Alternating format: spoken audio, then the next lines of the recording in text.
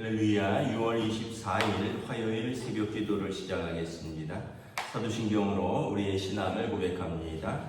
나는 전능하신 아버지 하나님 천지의 창조주를 믿습니다. 나는 그의 유일하신 아들 우리 주 예수 그리스도를 믿습니다. 그는 성령으로 잉태되어 동정녀 마리아에게서 나시고 본디오 빌라도에게 고난을 받아 십자가에 못 박혀 죽으시고 장사된 지 사흘 만에 죽은 자 가운데서 다시 살아나셨으며 하늘에 오르시어 전능하신 아버지 하나님 우편에 앉아 계시다가 거기로부터 살아있는 자와 죽은 자를 심판하러 오십니다. 나는 성령을 믿으며 거룩한 공교회와 성도의 교제와 죄를 용서받는 것과 몸의 부활과 영생을 믿습니다. 아멘. 찬송가 292장 찬양하시겠습니다. 찬송가 292장입니다.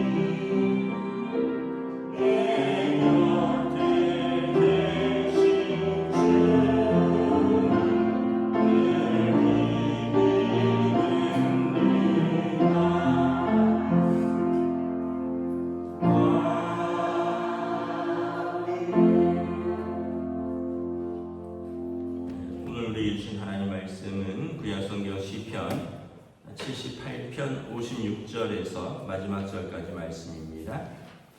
시편 78편 56절에서 마지막 절까지 말씀입니다. 다 찾으신 줄 알고 저희 여러분들이 한 절씩 교도하도록 하겠습니다.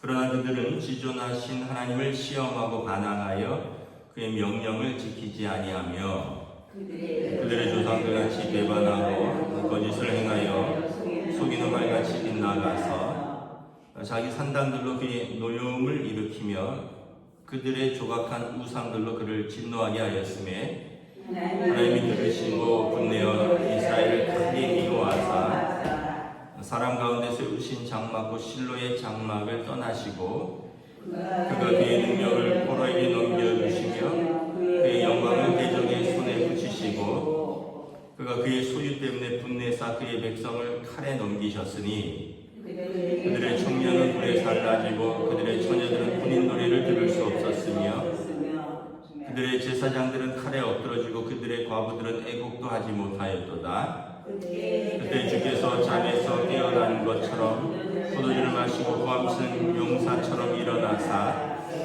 그들의 대적들을 쳐 물리쳐서 영원히 그들을 욕되게 하셨도다. 또 예루살렘 장막을 버리시며 에브라임 지파를 택하지 아니하시고 오직 유다 지파와 그가 사랑하시는 시온 산을 택하시며 그의 성소를 산의 높음같이 영원히 두신 땅같이 지으셨도다. 또 그의 종 다윗을 택하시되 양의 우리에서 취하시며 전 양을 지키는 중에서 그를 이끌어내사 그 백성인 야곱 그의 소유인 이스라엘을 기르게 하셨더니 함께 읽습니다. 이에 그가 그들을 자기 마음의 완전함으로 기르시고 그의 손의 능숙함으로 그들을 지도하였도다. 아멘. 할렐루야. 네, 오늘도 새날을 주셨습니다. 하나님께서 은혜와 평강으로 함께 해주시기를 축복합니다. 이 시편 78편은 아삽의 마스길이라고 되어 있는데 지혜의 시란 뜻입니다. 하나님을 아는 지혜를 얻으라는 거예요. 그래서 어떤 사람을 하나님이 미워하시고 어떤 사람을 하나님이 사랑하시는가 나와 있죠. 여기 보면 하나님께서 미워하는 사람들은 58절에 산당을 짓고 거기에 조각한 우상들을 섬기는 사람들이라는 거예요. 하나님이 들으시고 분내시고 미워하신다는 거예요. 이것은 56절에 보면 지존하신 하나님을 시험하는 것이고 반항하는 것이라는 거예요. 이것은 하나님을 배반하고 거짓을 행하는 속이는 활 같은 것이다 라는 거예요. 근데 이스라엘이 이것을 행하였다는 거예요. 그러니까 이 호세아서 같은 데 보면 영적 간음으로 비유하고 있죠. 호세아가 결혼을 해서 아내가 있는데 아내가 자꾸 바깥에 가서 다른 외간 남자를 만나는 거죠. 그 사람이 가방을 사준다. 그 사람이 나를 즐겁게 해준다 하면서 남편을 떠나서 자꾸 바깥 남자를 만나는 것처럼 우상숭배가 산당을 짓고 거기에 조각한 우상들에게 절하고 이것이 하나님 보시기에는 어떻게 보면 그 영적인 그 간음하고 똑같다는 거예요. 하나님께서 질투하시는 하나님이시니 이것을 분내고 이것으로 하나님을 미워하시는 것이죠. 그래서 60절에 보면 하나님께서 그들의 성막을 떠나셨다. 왜냐하면 하나님을 시험하고 반항하고 배반하고 거짓을 행하는 속이는 활같이 살았다라는 거죠.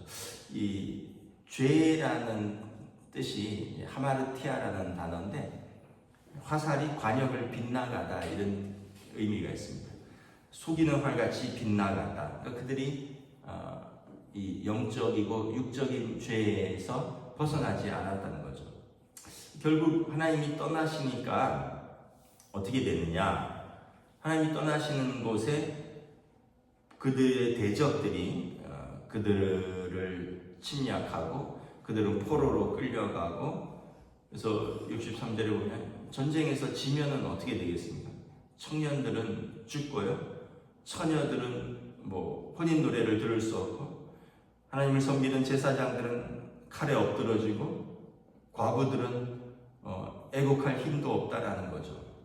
그러니까 비참하게 아시리아와 바벨론의 망한 그 이스라엘의 현실을 보여주고 있습니다. 그런데 그럼에도 불구하고 하나님께서 어느 순간 또 그들과의 언약을 기억하사 일어나셨다는 거예요. 65절에 보면 잠에서 깨어나신 것처럼 고함치는 용사처럼 일어나셔서 또 그들의 대적들을 물리치셨다는 거예요. 그리고 요셉의 장막 에브라임의 지파, 북이스라엘을 말하는 것이거든요. 에브라임은 북이스라엘의 그 이제 주도적인 지파였고 남유다의 지파는 유다 지파고, 그 북이스라엘은 그 사마리아와 이제 또 그 단에다가 산당을 세워서 우상 숭배를 주도적으로 하였던 여로보암 왕으로 말미암아 백성이 우상 숭배에 열심이었던 지파였습니다. 하나님이 그들의 장막, 그들의 지파를 택하지 아니하시고 버리시고 유다 지파와 시온산을 택하셨다. 시온산은 예루살렘을 말하고요. 유다 지파와의 언약을 기억하는 것입니다. 다윗과의 언약입니다. 그래서 다시 성소를 높이고 또 영원한 땅을 그곳에 그 백성에게 허락하셨다는 거죠. 그리고 그의 종 다윗을 택하시고 양을 우리에서 취하시며 또 이끌어내신 것처럼 이스라엘의 야곱, 자기 백성인 야곱, 그의 소인 이스라엘을 목자가 양을 기르듯이 기르셨다. 다윗 언약이죠. 이 그들을 자기 마음의 완전함으로 기르고 그의 손의 능숙함으로 지도하였도다. 이것은 이제 장차 메시아 언약을 말하는 것입니다. 다윗의 후손으로 오시는 예수 그리스도. 그래서 그분께서 하나님의 마음의 완전함과 하나님의 능력의 능숙함으로 자기 백성을 이끄실 것이다 라는 것을 보여주는 것입니다. 결국 이 두 가지가 계속 반복되고 있다 그랬죠. 이스라엘의 반역과 폐역, 그리고 하나님의 진노도 있지만 하나님의 신실하심이 계속 반복되고 있다. 그러나 마지막은 하나님의 신실하심, 다윗과의 언약, 예수 그리스도를 통한 메시아의 언약을 통해서 자기 백성을 회복시키시고 자기 백성을 완전하게 이끄시는 하나님의 사랑을 기억하라라는 거예요. 지혜의 시라 그랬잖아요. 마스길. 기억하라는 거예요. 조상들의 폐역을 따라가지 말고 하나님의 은혜를 기억하는 삶을 살아라. 여러분, 그 어리석은 사람은 계속 반복해서 같은 죄를 저지릅니다. 한두 번은 실수 있는데 계속 같은 죄를 저지르면 뭐라 그러느냐 하면 악하다 이렇게 말합니다. 한두 번은 실수일 수 있는데 계속 같은 죄를 반복하면 악한 것이다. 하나님을 마음에 두지 않기 때문에 계속해서 그걸 악인 줄 알면서도 계속 이제 반복하는 것이죠.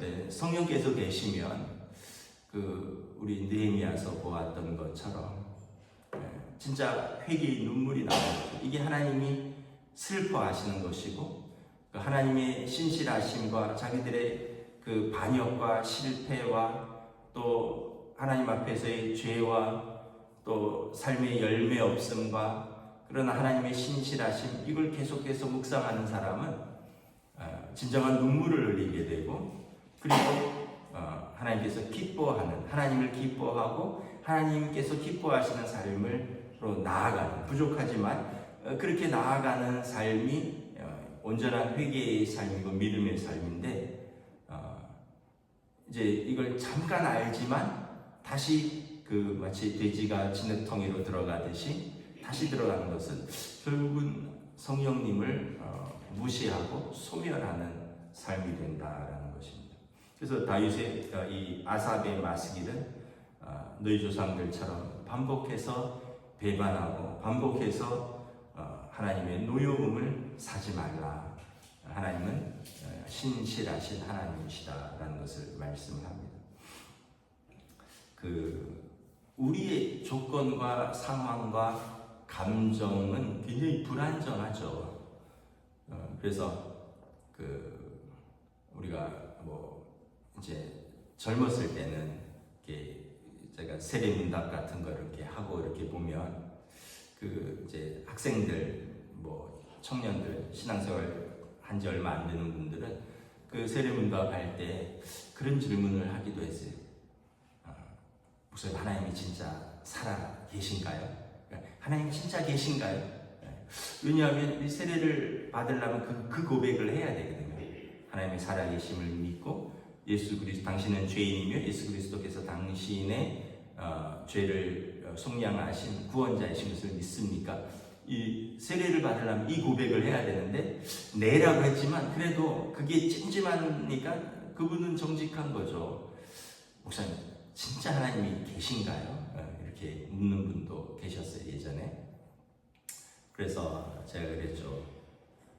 그 사춘기 때 아이들이 그런 말들 하잖아요.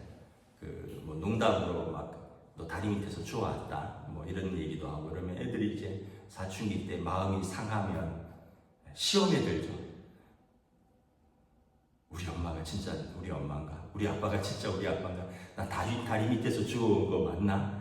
그렇지 않고는 나를 이렇게 미워할 리가 없어 뭐 이러면서 애들이 그렇게 옛날에는 다리 밑에서 주워왔다는 얘기 많이 했으니까, 그러니까 이제 그런 마음이 들 때가 있지만 사실은 그런데 그러면은 계속 그 아이를 먹이고 입히고 공부시키고 사랑해준 그거에 대해서 의심을 한다는 말이죠. 그러나 이제 변함없이 사랑하는 그걸 보면서 이제 나중에 이제 철이 들고 이제 사춘기가 지나가면 또 아빠의 사랑을 알고 엄마의 사랑을 깨닫고 이런 게 있는 거죠. 근데 이제 그걸 깨닫기 전에는 이거 진짜 우리 엄마 아빠가 맞나 이런 거에서부터 아빠가 나를 미워하나, 엄마가 나를 미워하나, 아빠가 나한테 해준 게 뭐가 있나, 뭐 이런 부모가 날 낳아만 줬지 나한테 해준 게 뭐가 있나, 뭐 이런 말도 하고 이런 생각도 한다는 거죠.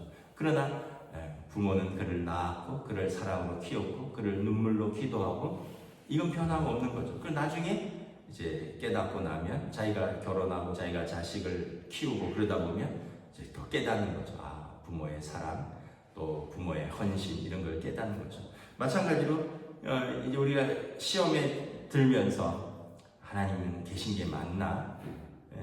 예수님이 나를 사랑하시는 거 맞나? 그렇다면 왜 나한테 이런 일이 있나? 막 이런 생각이 들 때가 있는데 하나님은 항상 변함없이 언약 가운데 우리를 지키시고 언약 가운데 우리를 기억하신다.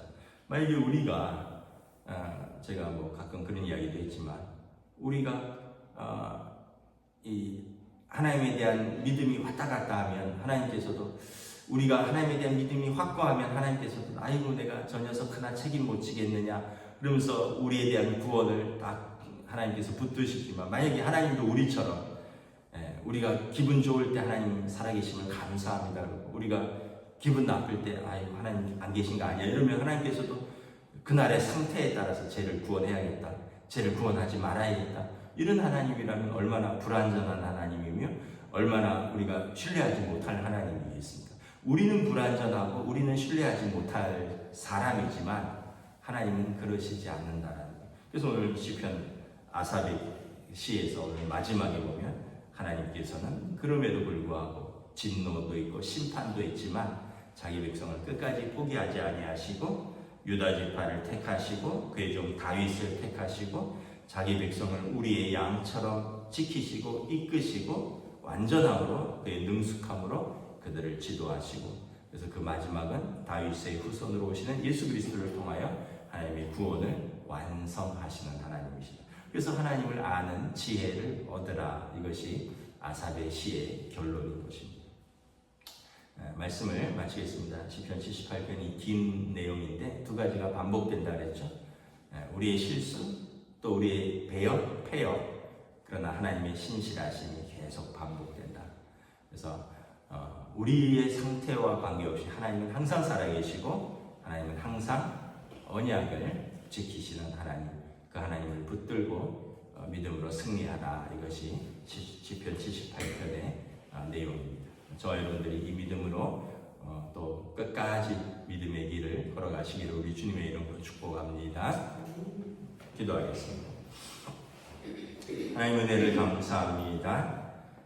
인간은 참으로 하나님 앞에서 불완전하고 또 눈에 보이는 우상을 만들고 그것에 복을 빌고 절하며 복을 얻기를 원하지만 하나님께서는 자기 백성이 하나님만을 신뢰하며 하나님만을 섬기기를 원하십니다.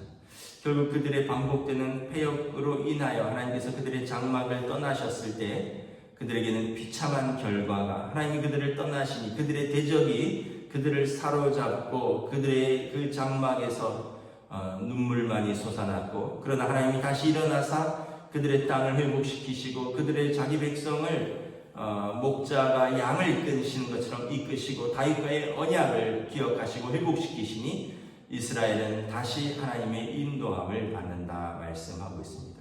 오늘 우리의 삶 속에서 우리들도 여러 가지 시험도 있고 때로는 고난도 있지만 신실하신 하나님, 언약을 지키시는 하나님, 우리를 사랑하시는 그 하나님을 붙들고 시험과 환난과 고난 속에서도 믿음으로 목자 없는 양처럼 유리방황하는 것이 아니라 우리의 목자 되신 예수 그리스도의 인도함을 받고 그의 완전함과 그의 온전함 가운데 인도함을 받는 믿음의 삶으로 오늘 하루도 걸어갈 수 있도록 성령님 인도하여 주시옵소서. 감사를 드리오며 우리 주 예수 그리스도 이름으로 기도드리옵나이다. 아멘. 하늘에 계신 우리 아버지의 이름을 거룩하게 하시며 아버지의 나라가 오게 하시며 아버지 뜻이 하늘에서와 같이 땅에서도 이루어지게 하소서. 오늘 우리에게 일용할 양식을 주시고 우리가 우리에게 잘못한 사람을 용서하여 준 것 같이 우리 죄를 용서하여 주시고 우리를 시험에 빠지지 않게 하시고 악에서 구하소서. 나라와 권능과 영광이 영원히 아버지의 것입니다. 아멘.